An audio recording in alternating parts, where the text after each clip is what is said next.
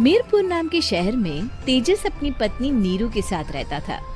पति पत्नी दोनों ही नौकरी करते थे। एक दिन तेजस गांव अपनी माँ के पास फोन करता है। हेलो, प्रणाम माँ। जीते रहो माँ, तुम दादी बनने वाली हो हैं?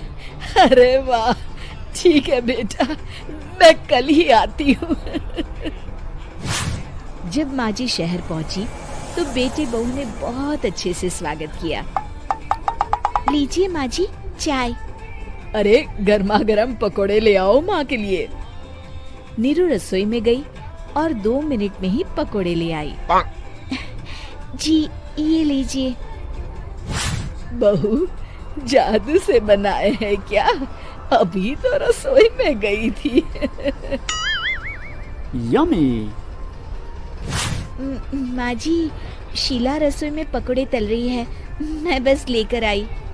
हे भगवान, मेरा धर्म भ्रष्ट कर दिया तूने। अब तो गंगा जल से शुद्धिकरण करना होगा। दूसरे दिन, माँ जी मैंने नाश्ता बना दिया है, ऑफिस जा रही हूँ। पर अभी तो घर का सारा काम पड़ा है। शीला आती ही होगी, झाड़ू पोछा बर्तन कपड़े वो सब कर लेगी। हमारे जमाने में घर का सारा काम हम ही करते थे।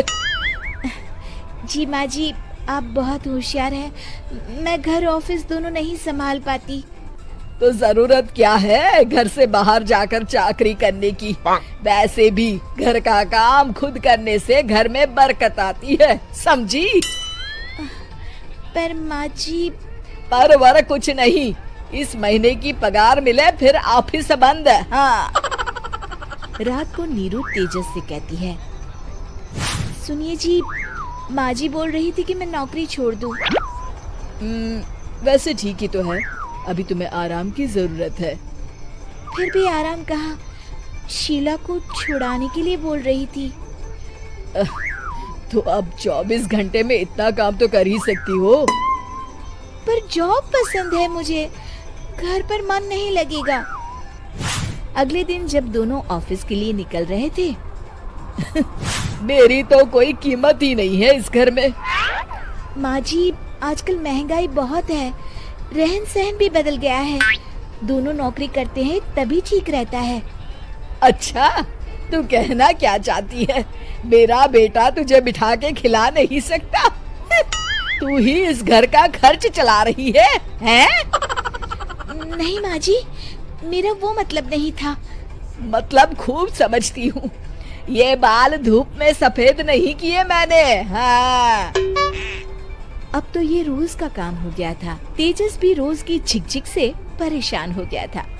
एक दिन उसने कहा, नीरू, वैसे भी तुम्हें मैटरनिटी लीव मिलने वाली है, तो अभी से ही छुट्टी ले लो। पर क्या, मेरी सैलरी अच्छी खासी है। आखिर नीरू ने रिजाइन कर दिया। जब बच्चा हुआ तो घर में सब बहुत खुश हुए। कुछ दिनों बाद तेजस फाइल देख रहा था।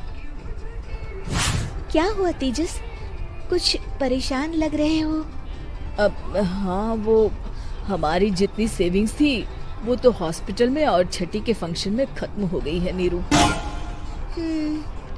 और अभी वैसे मंदी चल रही है तो मैं बोल रही थी कल मुन्ना को हेपेटाइटिस का टीका लगवाना है। नीरू, क्या पोस्टपोन नहीं कर सकते? नहीं जी, बिल्कुल नहीं। अब तेजस को समझ में आ रहा था कि उससे गलती हुई है। पैसों की कमी का असर घर के माहौल पर भी पड़ रहा था।